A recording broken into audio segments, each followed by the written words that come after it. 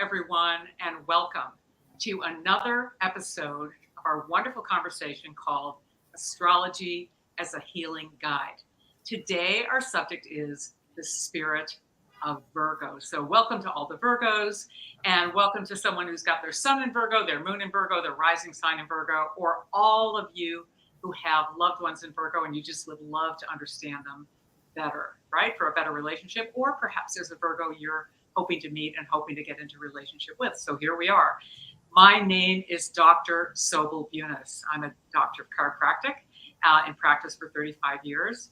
And I'm the founder of an emotional clearing online program called the Emotional Clearing House. And today I'm in conversation once again with my dear friend Beth McDonald. And to make this really efficient, I'm going to introduce myself. I'm going to hand it over to Beth, and she's going to dive into the spirit of Virgo because, as always, there's so much wonderful material to cover. And we're hoping that some of you who are listening in will actually jump in with questions. We love questions because it really stimulates great conversation. We do a lot of preparation for these, especially Beth, and then we look forward to your questions. So here we go. Beth and I have known each other for over 30 years, and we've been working together professionally. We're also good friends.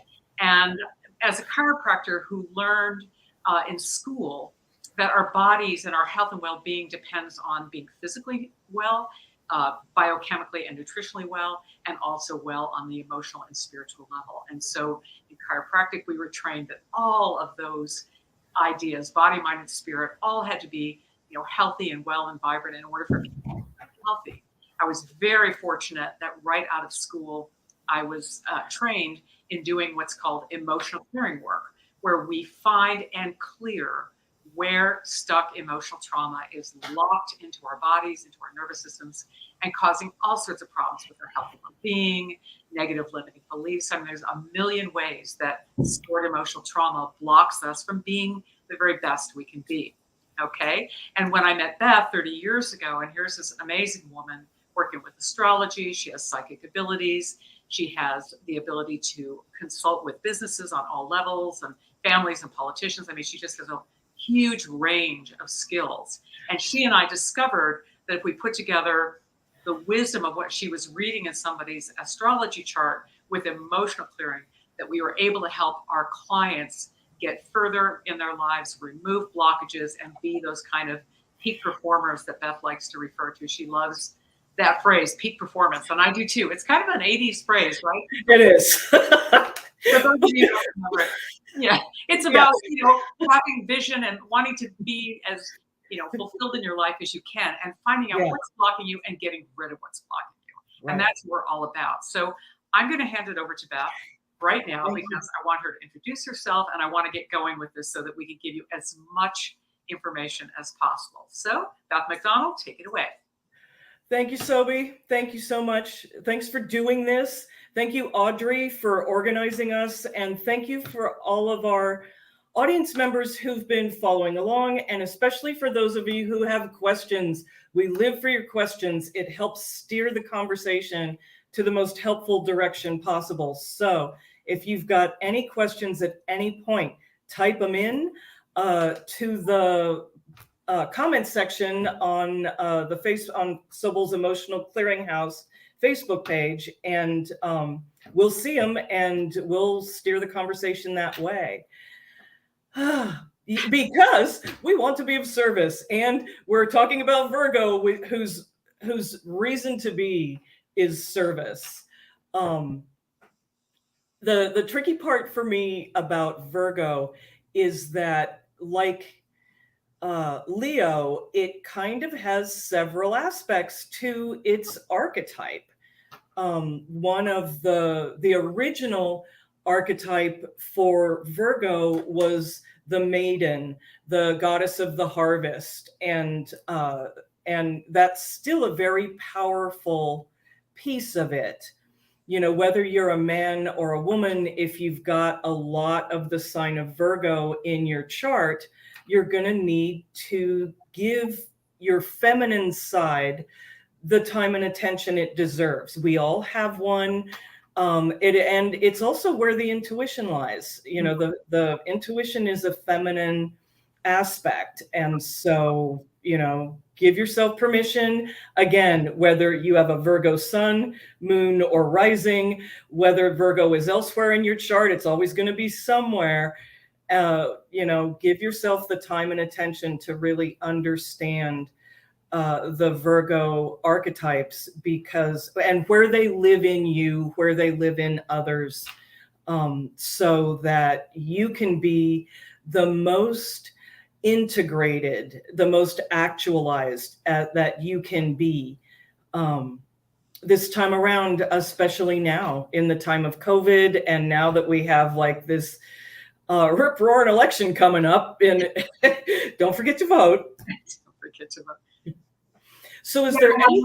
I love the idea of, and let's take a moment. You say, when a Virgo or a Leo or any one of the signs, when they're actualized and integrated, and we're going to get into that more specifically today about how every sign has its gifts and its liabilities, its lessons to learn.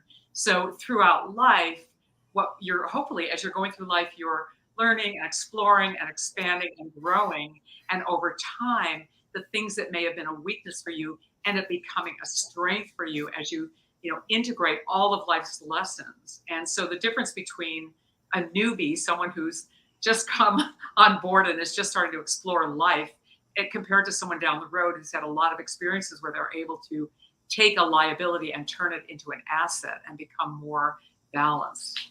And I think it's so fascinating that each sign has very specific lessons.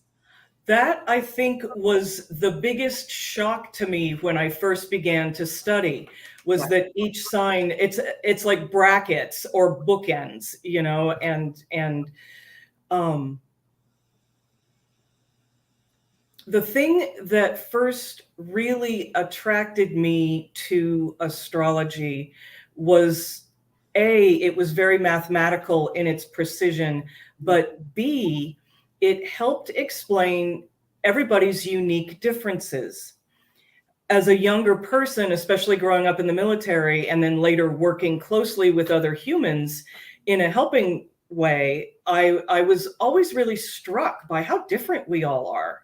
And that makes things so complicated, and it makes the process of relating so complicated and complex, because you hang out with other humans, you say things that upset people, you do things that upset people, you do things that are annoying, other people do the same, and then you don't know how to make sense of it all sometimes, especially with certain societal conditioning and religious conditioning and cultural factors. It's hard to know what's appropriate and what's not. And when people give you feedback, it's hard to know sometimes what to take in and what to kind of drill down on or negotiate about, or just like file for future reference, because some of it's always going to be a little bit about projecting. And so it can be so helpful in sorting out what needs attention in order to integrate and become a less annoying human, and what or a less confusing human. One of the things that I hear a lot from people is that, they hang out with somebody or they work with somebody and they genuinely have love in their heart for that soul, but they don't know what to do. They don't know how to love. And we have to kind of, a colleague used to always say, you have to train people how to love you. And I was like, oh, honey, that's some work. We're not always up for it. And so astrology is definitely a shortcut. I appreciate the shortcut in terms of where to focus, where to really lean in and listen when people have issues, and where to just say, I'm not feeling it, Well, especially with what you've been sharing with me about Virgo, that Virgos have certain characteristics that makes them incredibly competent, right? Incredibly competent, detail-oriented. They can manage huge projects. They have these skills that are just mind-blowing. And the biggest problem for a Virgo is that they live in a world where people are not. So this is the perfect example. They have very little tolerance for people who don't know and understand and can handle what they can handle. Right. Right. And thank you, Bobby Jean, for saying that. Yes, Virgos can be very confusing, again, because they really care and they care deeply, and they often care from a very otherworldly, deep soul, spiritual, like, and not like wearing their spirituality on their sleeve kind of way. It's, you know, that phrase, faith without works is dead. You know, they they are faith that works. They are love in action, the Todd Rundgren song, you know. Love in And action. yeah, love in action, you know, deeds. It's walking the talk. Virgo, actualized Virgo walks the talk. And it's absolutely confusing and frustrating for people with a lot of Virgo to be in a world where other people don't get it, or other people are not driven to be a more conscious human. um Virgo reminds me of the legends about ancient Tibet, how between their commitment to prayer and meditation and their belief in karma, they didn't really need police or a standing army for 1,000 years. That's Virgo. And that's the most confusing thing for Virgo, that if we know this can work, why aren't we all doing it? Come on. It's smart. It's cheap. It's fast and effective. Let's play. You know, let's do this thing. And so for those of us around other Virgos, and especially if we don't have that same spiritual depth, or if we don't have the same spiritual breadth, you know, it can be hard to understand why they work so hard, or why they do so much for others, why and how they can be so selfless. And then at the same time, like, Virgos can make the rest of us feel a little bad about ourselves sometimes, because they are so driven, and they're efficient and effective, and they're smart. And it's like, oh, I didn't figure that out till I was 35, you know, or whatever. It's like, you know, it's like the learning curve for Virgos is just a lot faster usually on a good day. Yeah. Yeah, I understand that one a little bit. I find that aspect that you're talking about, because I know that when I see and understand something that I would call a big picture, or a place where all the dots are connected so that I see the whole system. And you and I have had conversations where I'll say to you, yes, and the bigger picture is, in other words, I can't let go of the vision of how I see it for Right. what's possible, and why aren't we there? Like, we're only doing these little pieces, but I see the possibility over here where all the dots are connected and the whole system is healed or worked out. Right. Yeah. Right. Why aren't we trying a little harder? Why aren't we, you know, putting in the extra time? Why aren't we funding this, you know? Right, right, right. No, it's extraordinary. You just really see the bigger picture. And this is part of what I love about Virgo. When they are actualized, and when they have a lot of like Leo and Sag and the fun signs, you know, they can kind of shepherd the rest of us along in a way that's like patient, tolerant, kind, didactic, you know, understanding that it's a process, timed, spaced repetition of information, like raising toddlers, you know. It's because the rest of us kind of look like that to Virgos, you know. Right, It's right. And you've given me, so, as always, so many fabulous notes and all these beautiful outlines. And if it's okay with you, I would love to yeah, get yeah. to taking these sort of asset liability, what's the unrealized, realized Virgo like, because you were talking about just there made me think of when Yeah. you're talking about compassion. And Oh you yeah. said that Virgo can be either compassionate to a fault. They will actually pour themselves into caring for maybe even an unworthy person, and to the point of not taking care of themselves. But the Right. flip side of that is they can be completely lacking in compassion and cold and judgmental. So that's one aspect, right?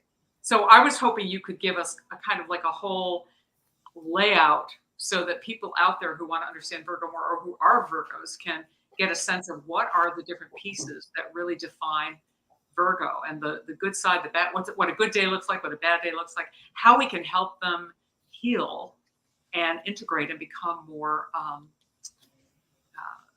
You use the word. What's the word you use most commonly? I'm blanking on it.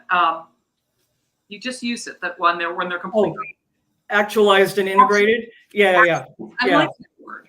I like that word. But of course, being actualized is something that's an ongoing process. You're never done. You're never done. You're never done. And God bless the fire signs. I say that a lot to you guys. It's like you haven't failed. You're just, Right. not done. There's an analogy in healing that your life on earth, the healing process that is your life on earth is like a spiral staircase. And if your Virgo stuff is on the northwest corner, as you go up this spiral staircase once a year, actually the direction is southwest. Virgo is southwest. And so every time you hit the southwest corner, you're going to be dealing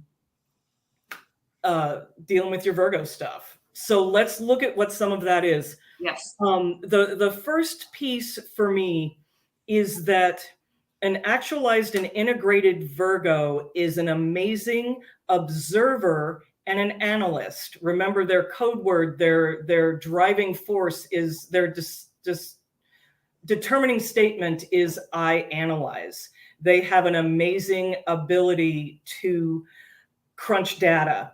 And that goes way back. The first documented harvest goddesses arose from the kind of bean counting, like literal bean counting that happens at the harvest season. For ancient people, you live and die. When we moved from being hunter-gatherers to living in cities and farming, like what we brought in and how we divvied it up determined how the tribe got through the winter, and so and that requires an amazing amount of calm, rational, grounded, objective, neutral, stuff like that. You have to be able to really be present, especially when the harvest, there's always places where the harvest is a little disappointing, where it was like, wow, I got no squash this year, man. I put so much effort into that kind of thing. But in a role as the harvest goddess, Virgo is one of the most perceptive. And there's this commitment to ego-free intellectualism, just objective. And so on a good day, you're going to be so objective that people trust you to make these good decisions about things that affect all of us. On a bad day, you're scared, you're worried, you're pissed off because people don't get it, or people are arguing with you. Virgo does not like to be argued with. Oh. Do not argue with your Virgo, because they're usually right, or at least they see something you don't. And so be very mindful of your words. But on a good day, Virgo is the one you trust to crunch the data, make the decisions, and then communicate it to the rest of the tribe. There's a lot of leadership there. They make really good managers of projects and processes and people for those exact reasons. On a bad day, again, their emotions and their egos will be in the way. Primarily fear and worry. Yes. And from a standpoint of emotional, excuse me, of doing emotional clearing work, I have found is that, and we talked about Virgo is associated with the ages of 10 to 12. Right. Development of a young child, bordering on young adulthood, bordering on puberty, all of those. A child at that age is really starting to become more skilled in a lot of ways. But what my experience is that a lot of children growing up have maybe one parent who's absent, like the dad is gone a lot, traveling a lot, and mom who's at home. I've seen this over and over. And mom may be depressed, mom may be alcoholic, mom may be incapable of being a parent and really being the one to run the household. And so the Virgo child can step into that role and be the efficient one, be the one to, get the groceries. So many of my patients have told me over the years, they wrote the checks, they paid the bills, they did everything. Yeah. And so it's a skill and it's a gift and it's their nature. But being a child and having to do that, talk about fear and the level of responsibility and being cut off from being a child and being cared for yourself. And I think that you and I were also talking about how we look at how we're also carrying ancestral and cultural patterns that are really ancient. And I wonder if looking back at, the Virgo in the tribe who's so responsible about the harvest, if maybe they carry a huge level of stress and responsibility because the survival of the tribe depended on them. Yeah. So Yeah. From a very young age. from the And past, it, where I do the emotional clearing is to clear out those heavy responsibilities, the stress, the lack of, experience of being a child and being cared for themselves. and when you are around a Virgo, like these are the kinds of things you want to be mindful of. It's like, did they have a childhood? Did they have joy? Were they allowed to play? Were they allowed their innocence? Because a lot of times when you've got an unactualized or an unintegrated Virgo, that's a key problemo right there. And so the best, most loving thing you can do for that person is to take them to a comedy show. take them somewhere where they can dance, man. Take them to the playground with the Legos or something, just let them re-experience the things that they were robbed of. And so I'm going to segue now because we have another question from Bobby. Thank you so much. What happens to a child Virgo who's been traumatized from the ages of 12 to 13? What kind of person does he grow up to be? Okay, this is huge, huge, huge, huge, huge. So much of what we know about how trauma impacts us has to do with what age we were, both chronologically and emotionally, when the trauma happened. Because, like, let's say a child gets sexually abused one time when they're 3, it's going to hit them a lot harder than it would if it happened one time when they were 12 or 13, because they have more psychological tools and ability to deal with it and ability to communicate, get help, or sort it out. And so a lot of it depends on what happened. Again, the each sign rules a developmental age. Right. In the Western psychological astrology that I'm so enamored of, each sign rules an age where different things are happening. And so one of the things we were looking at in preparation for this is what's happening to someone at 10, 11, 12, 13. They're beginning to approach adulthood. They have a lot more psychological tools. They have increased physical coordination and strength. Their body proportions are starting to become more similar to those of an adult. A lot of folks are even beginning puberty and sexual development and sexual exploration then. And so it is quite common for, again, if your Virgo is stuck, and begin to ask, like, we all have trauma somewhere. Where's yours? And what happened? And did anybody help you? What's amazing, God, this is huge because I see this so much. What is amazing about trauma from this age is that children who are traumatized at this age are exponentially more likely to report it, to ask for help, to try and get some kind of support, if not outright justice. And it all depends on whether or not the parents or the teachers or the Cub Scout leader or whatever was supportive. Right. And I've sat with families where the matriarch was like, oh yeah, she told me when she was 12, my husband raped her, but I didn't believe her. And it's like, this is your daughter, honey. Why would she lie about that? And so we all, there's if that's the response of a parent, then you know that there's deeper problems afoot. But if you've got a Virgo in your life, or someone with a lot of Virgo who was traumatized at that age, one of the best things you can do is just remind them that they're loved. Remind them how sorry you are that it happened and that you didn't get enough help, and let's get you the help you need.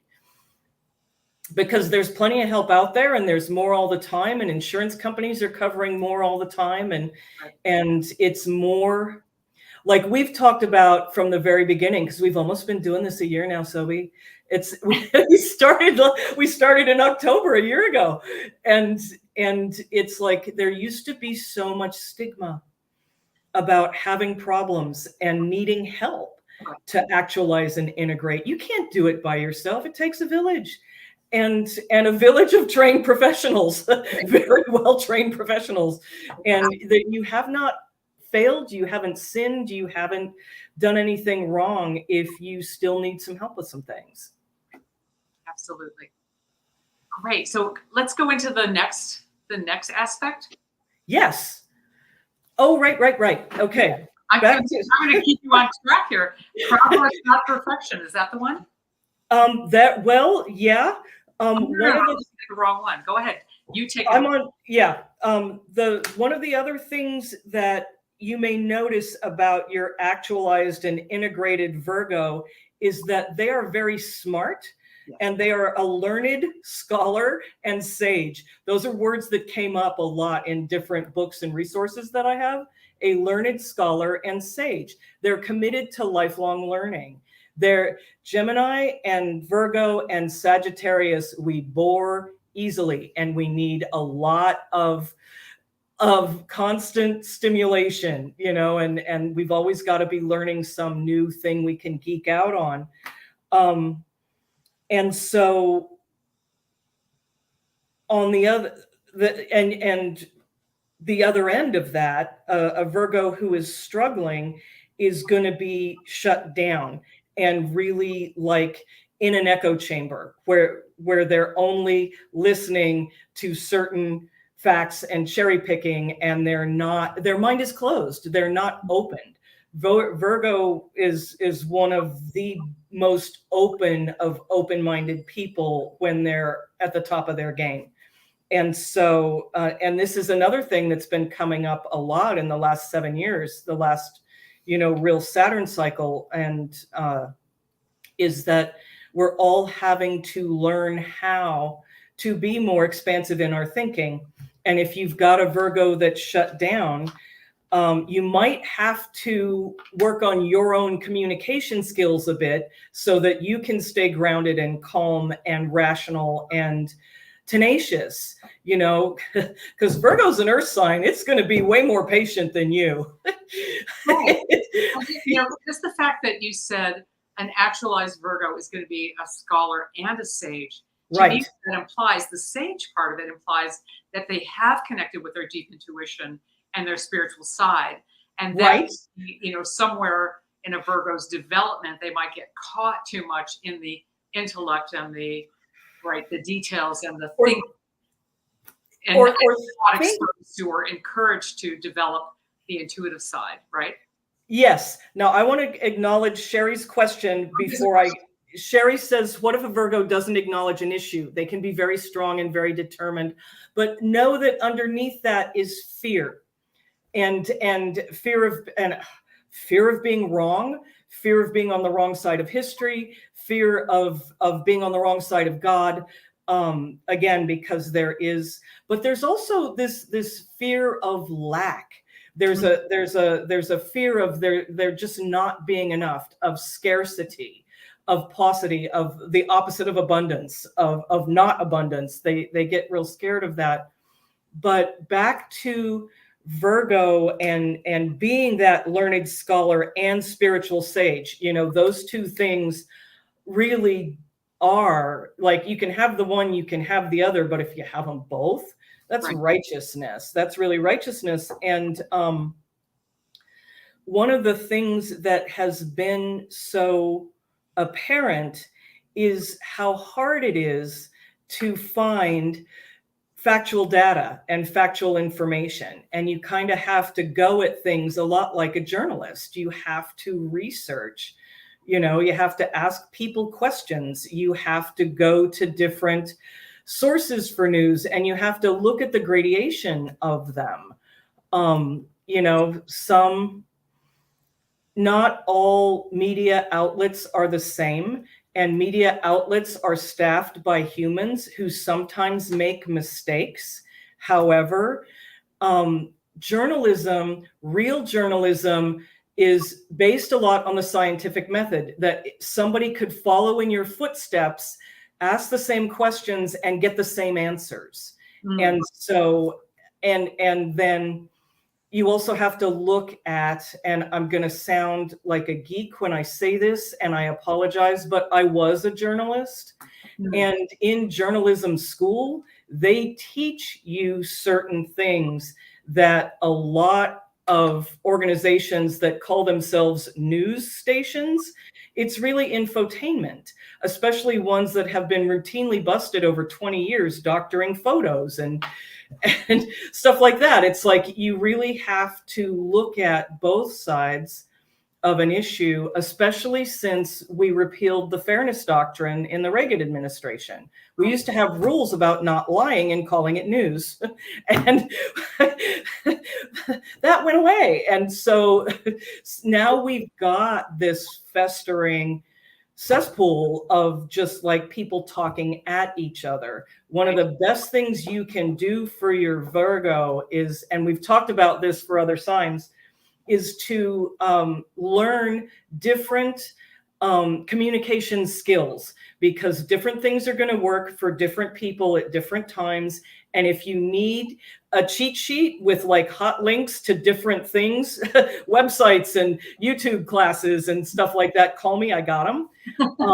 But also when you're dealing with someone who's in the method you use, they call it dogmatically positioned, where they're fixated on a thing, whether or not it's true.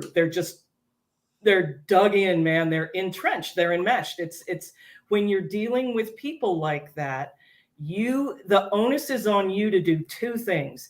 A, you have to clear your blocks to staying calm, so your buttons don't get pushed, so you can stay as that actualized, integrated observer, analyst, leader, manager of projects and processes and people, so that you can be that glorious goddess and be patient with other humans as they figure it out, and keep trying the different communication skills until you get through. Yeah, when you say dogmatic position, that is one of the primary emotions that we clear from the large intestine meridian in emotional. Oh, right. Oh, yeah. And it brings up two things, and we'll get into this more later at the end. But we're pretty much there. Yeah. Later, we're going to talk about the physical illnesses that Virgos are prone to, yeah. And many of them are digestively related: liver, gallbladder, small intestine, large intestine, etc. And so it's always interesting to know what are the emotional roots of physical illness. And being dogmatic, my way or the highway, is one of them. And in our conversations before today, we talked about this whole notion of Virgo, when they're not actualized, can get into that right wrong. It's very black, right. And I also notice in your list of emotions that an unactualized Virgo are prone to, one of them is indecisiveness. And in my experience in 35 years of doing emotional clearing is when people are indecisive, one of the root reasons sometimes is they have a belief, an actual limiting belief that there is an actual right and an actual wrong, and it stops them cold because they're so afraid of making the wrong decision, as opposed to making a decision, see how it turns out, and then decide, I think I'll go a different direction. In other words, just allowing things to unfold and not being so paralyzed with fear about choosing. Okay. So anyway, that's a little piece that I wanted to tie in there, because there's so much connection between the emotional issues, the physical issues, and these patterns. And then that just keeps bringing me back to the harvest. If you're harvesting, properly, then you have food that you can assimilate and digest. Yes. And it's the wisdom of the ancients, just never fails to amaze me. There's one more thing I want to talk about, in terms of actualized and integrated versus not. Virgo has a very complex relationship to its physical body and sex, especially if it's a woman. And history has not been kind. At times, Virgo is the Madonna, the Virgin, the one who stays whole and pure. But then we have all these other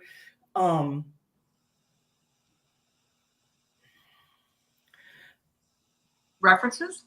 well, yeah, and cultural pieces about machismo, and it's like in a lot of cultures, taking a woman's virginity is a thing. Taking her purity is a thing men strive for, even if it's against her will. There's something healing for a man about taking from a woman and sexually, and then women get a lot of programming about how that's okay.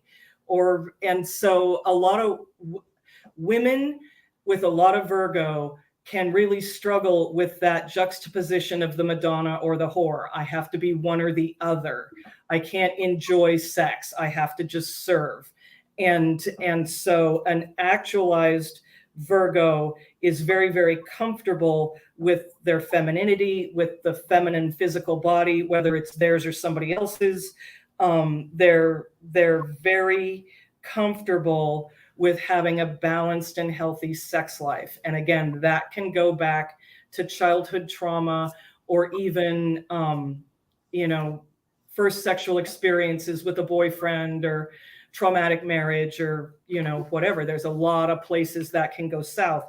But the thing you want to encourage the Virgo people in your life, especially if they're struggling with some aspect of their sexuality, again, is to love them, be patient, be present. I'm sorry the bad things happened. Let's find a way for you to move forward towards this sacred thing that sexuality is. In a lot of cultures, the most sacred thing you can do and be is to have a fabulous orgasm with someone that you love. It's the most, it's a shortcut to experiencing God, and between consenting adults, it's yeah. So again, and this is where, as women, like, we're kind of the first generation that it was okay to talk about it. Right. I can remember when I was first coming out of the closet with my mother-in-law, and a lot of her best friends were like, oh my God, you don't know how lucky you are that you can talk about it, and that you grew up in a world where it wasn't supposed to be normal. In the world that a lot of our mothers grew up in, it was just expected that you were going to be violated by a male family member, or, member of the community that you were, that was not consensual. And it's different now. The most important thing is it's different now, and there's help to be had. And again, the method that you use is very powerful and very profound, because it's quick, and you don't have to. One of the things that I appreciate about it is you don't have to relive every single one of those awful memories. No. You can really cut to the chase and blast through a lot of that a lot faster. Yes, the therapy is helpful, and there's certain things you can only get there, but it expedites. Sobyl's work does expedite the process. I think the combination of psychotherapy and emotional clearing is a wonderful, wonderful tool. And over the years, I've had a lot of my clients have a therapist, and they've come to me, and we were able to say, oh, we're doing this emotional clearing, and we found, some body memories stored at age 5 or age 6. We do the clearing, we get that stuck emotion out of the nervous system, and now here's the note, take it back to the therapist, and now you can converse and integrate and, move forward. Yeah. Yeah. And just have more peace and more confidence. Right. Yeah. All right, my dear, what's the next actualized versus unactualized piece of? Well, that was the biggest piece. I'm thinking let's go to physical healing, Okay. because there's a lot of stuff there that, again, the way it all dovetails together is really fascinating to me. Again, each sign rules different parts of the physical body and the ailments that affect them. Okay. And Virgo primarily rules the abdomen and the organs that are involved with digestion. And one of the things in an actualized Virgo is that they will be very disciplined and very health conscious about their diet, their exercise, their weight. They know what they need, and they're very disciplined about doing it. And so for those of you Virgos out there who have that hardwired, I need help. Yeah. So Virgo rules the appendix, the diaphragm, the duodenum, the intestines, the lower lobes of the liver, the pancreas, and the spleen, and then aspects of the nervous system. Right. And then I'll let you take it from there, because you have more of a sense of the correlations. Well, what I've loved about my practice for the last 40 years is looking at the patterns that people have that are emotional and patterns that they have that are physical, and looking at the correlation. And it's just been fascinating. Yeah. So let's say, so many women have issues with their gallbladder, gallstones and having Right. gallbladder. Right. And what it turns out is that the liver gallbladder emotions are anger, resentment, frustration, depression, indecisiveness, negative and limiting beliefs, or just being emotionally repressed, having the emotions being, oh, hello, kitty. Oh, Mr. Biscuits. hello, sweetheart. So all of those emotions, I would notice that, these women having gallbladder issues, whether it's just having a hard time digesting fats, feeling nauseated after eating fatty foods, combined with the liver emotions too. A lot of liver issues in women show up as PMS and all sorts of hormonal imbalances. But a lot of women do not express anger, resentment, and frustration. Those emotions are held in to their bodies, or they're stuck there from traumas from the past, and boom, just it manifests in the physical problems. So with Virgo really being a digestive system focus of having those kinds of physical problems, the big emotions for the digestive system, other than the ones I just shared with liver, gallbladder, the large and small intestine emotions are feeling lost, feeling abandoned, feeling deserted, unrequited love, feeling unloved. Let's see, on the side of the large intestine, grief and sadness and dogmatic position, defensiveness, right? So there are all these emotions. The other one on small intestine that comes up over and over again is feeling vulnerable, feeling unsafe and unprotected. So all of those small and large intestine and liver emotions, if you are storing those in your nervous system, and we do emotional clearing to free them up, then it's a whole lot easier to heal your physical issues. And a lot of people feel like, oh, once I have a physical issue, I just want to do emotional healing work. Yeah. But really, even though I believe the emotional trauma is at the root of most physical issues, once you have a actual physical problem, you want to work on both levels. Right. You want to work with your diet and with enzymes and homeopathy and all of those things. Right. But you also want to clear the emotional patterns. Yeah. So that's, I think, an important way that over the years I've watched all of this connection between the physical and the emotional. And it just was so, it was so obvious to me after years of going, oh, these women have these emotions and they also have these physical problems. You know what? I can't tell from your side of it, but we've never done a podcast this late, and it's looking like I don't have a lot of light left in the room. You need to turn a light on. I'm going to turn a light on. So okay, I need to go, and I would do that. I'm going to keep opening up some lights here, and we'll carry on. Carry on. I really appreciate that you mentioned anger for two reasons. For so many of us, raised in certain cultures, you are not allowed to be angry, especially if you are a woman. My family is primarily from the South, Arkansas and Texas. And my mother and my aunties and my grandmother used to literally say to me when I started to get mad, now don't be ugly. Now, don't be ugly. Oh my God. Anger was ugly. Anger made you ugly. And the most important thing for a girl born in the 50s and the 60s in the South, it was to be pretty. You know, you needed to be pretty. You can't marry if you're ugly. So anyway, because of that, for a lot of us, learning how to identify and be present with and then appropriately express anger, again, is a complicated process. You have to address the anger. Again, those of us with a lot of fire signs get impatient. We want to do the emotional clearing work and get it handled. So then we can actually access all those communication skills and techniques that we spend all that money trying to learn, you know?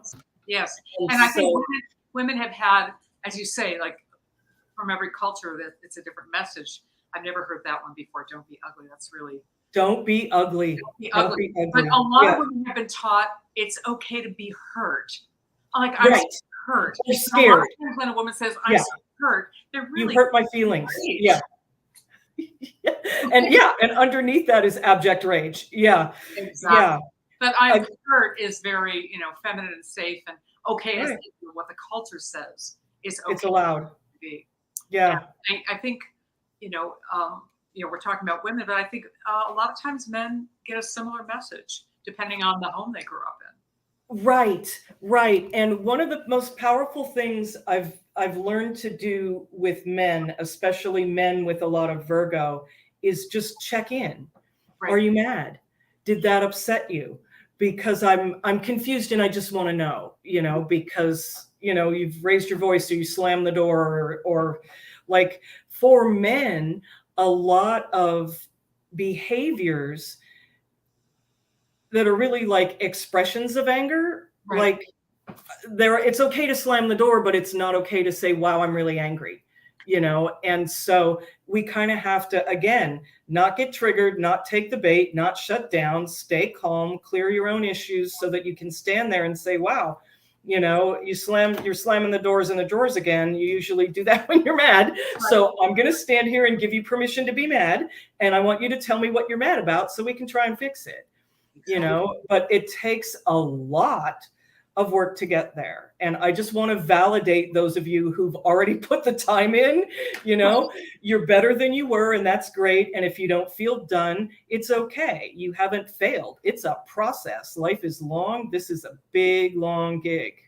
Right. And if you are actually triggered, meaning that something has happened and it's caused a huge reaction inside of you of some kind, that means that your body is holding on to stored emotional trauma.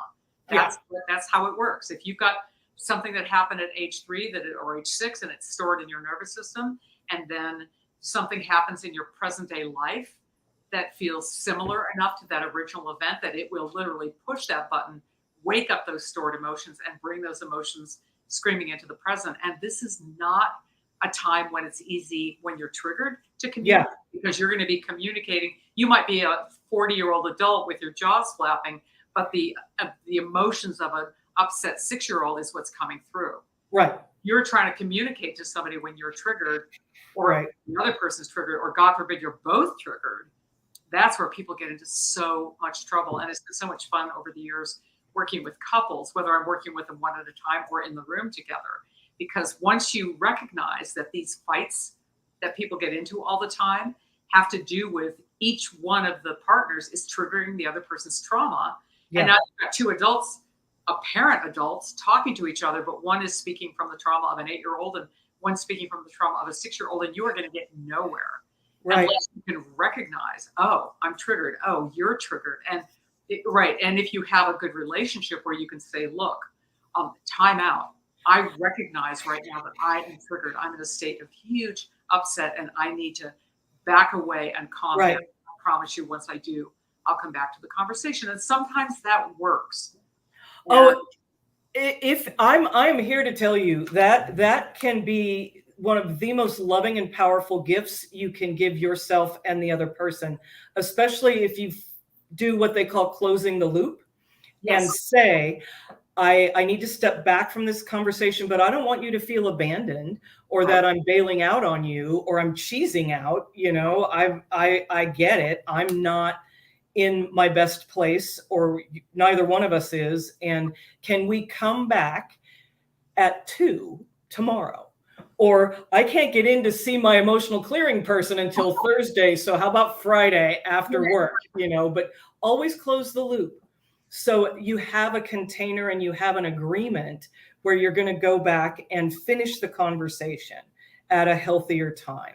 Even if closing the loop is like, okay, I will get back to you by noon tomorrow about when we can finish this conversation. But give them a what by when. So everybody feels attended to and that they know what you're committed to. You know, people need to know what you're committed to.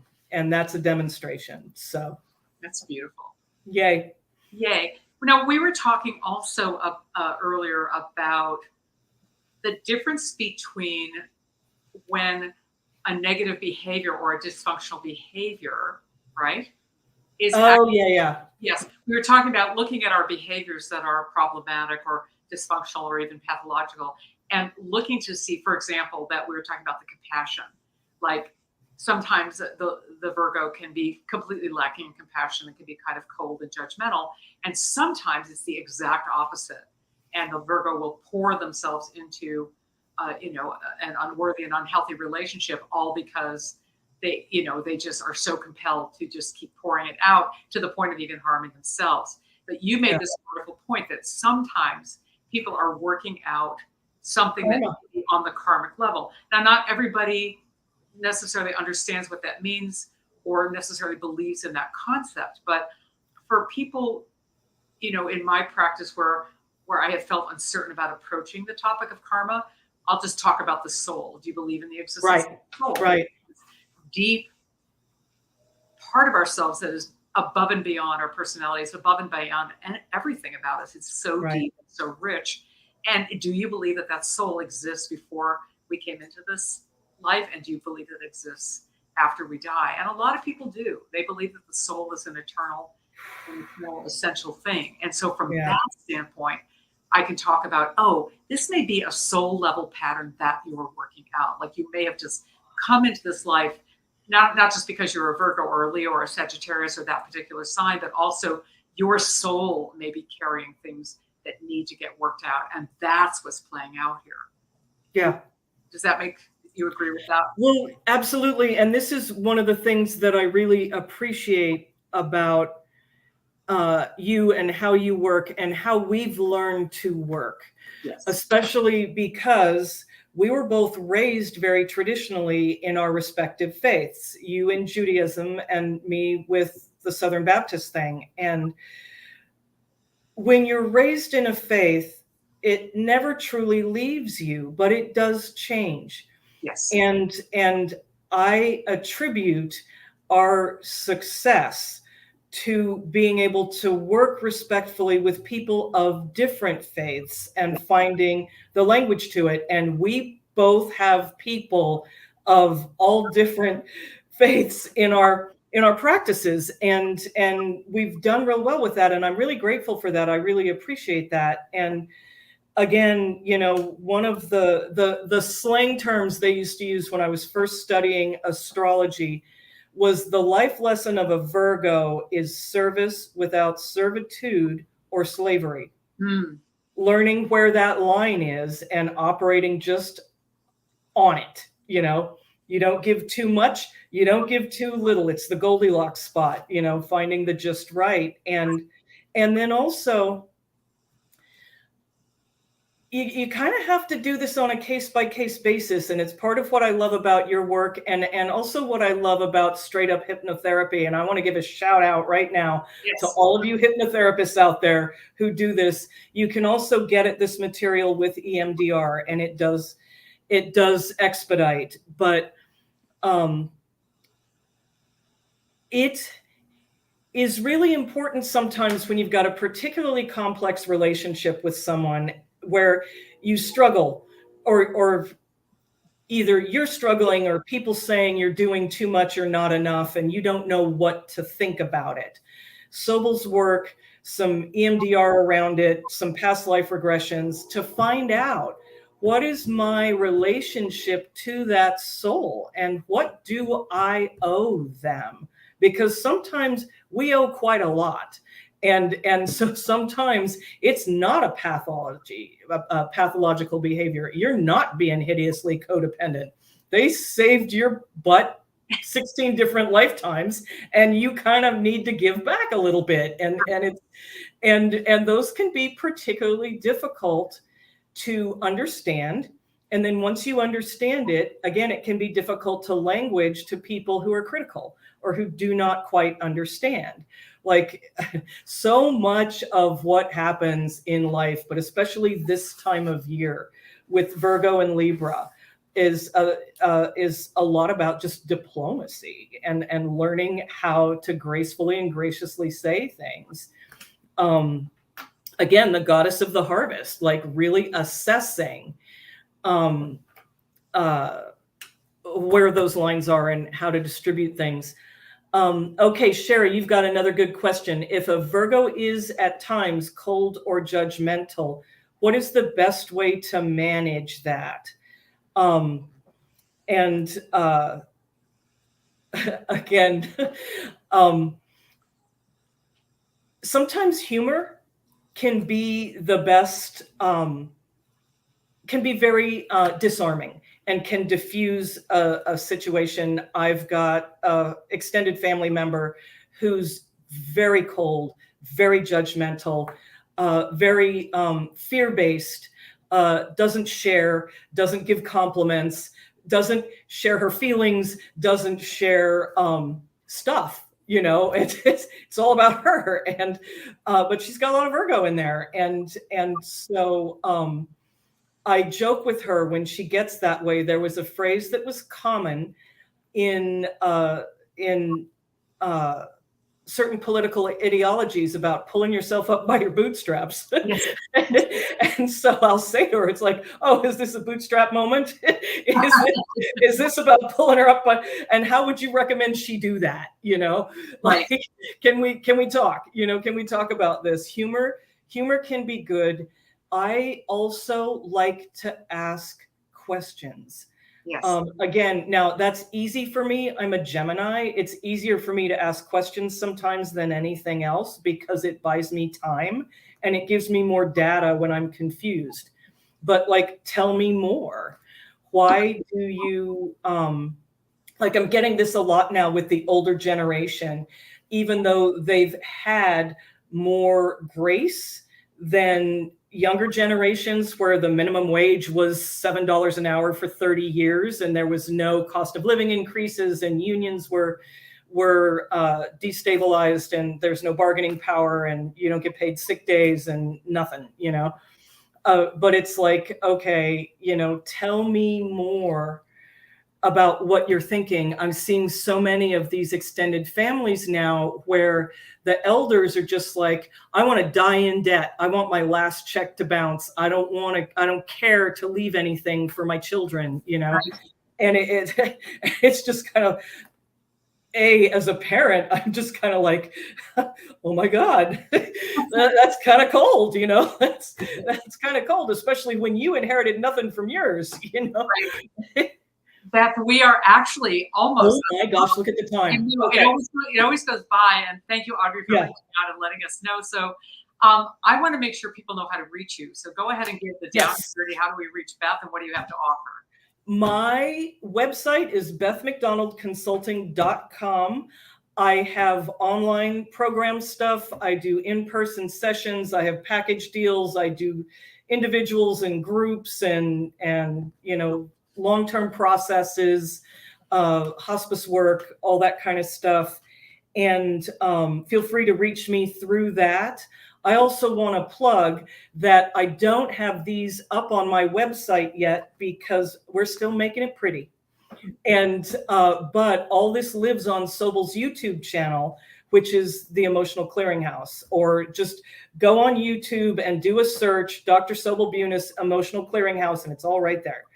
And so, watch the other episodes if you haven't seen them. Watch these a couple of times to get the data under your belt, and then call us with questions. There you go. Yeah. Thank you, Beth. As always, it's a pleasure. Virgo was fascinating. Thank you. I'm going to keep these notes and keep reviewing them since I have Virgo in my chart. I learned so much about Virgos and about myself. It was really, really helpful, and I hope people out there found it helpful too. So again, I'm Dr. Sobyl Bunis. I'm a holistic chiropractor, and you can find me on my website, emotionalclearinghouse.com. And on that website, I have 4 online emotional clearing programs that you can do in the privacy of your own home. And I'm also available for private sessions. My phone number is 805-892-2400. And probably by the end of next week, hopefully, fingers crossed, I'll be launching a new program that's a half-hour emotional clearing program to make it really easy and really affordable for people to do emotional clearing in their own home. And we'll go topic by topic. It'll just keep changing and growing and developing. The programs are only going to cost $39. I wanted to make it incredibly affordable, and that's coming soon. So stay tuned. We don't have the date yet for who's next. Libra, yes? Yes. Yes. So stay tuned for Astrology as a Healing Guide, the Spirit of Libra. We will announce it as soon as we have the date. And thank you all for being here. Thank you for your participation. And Beth, always, thank you. I learned so much. Thank you. Have a great night. Yes, you too. And we will see you all next time. Take care, everyone.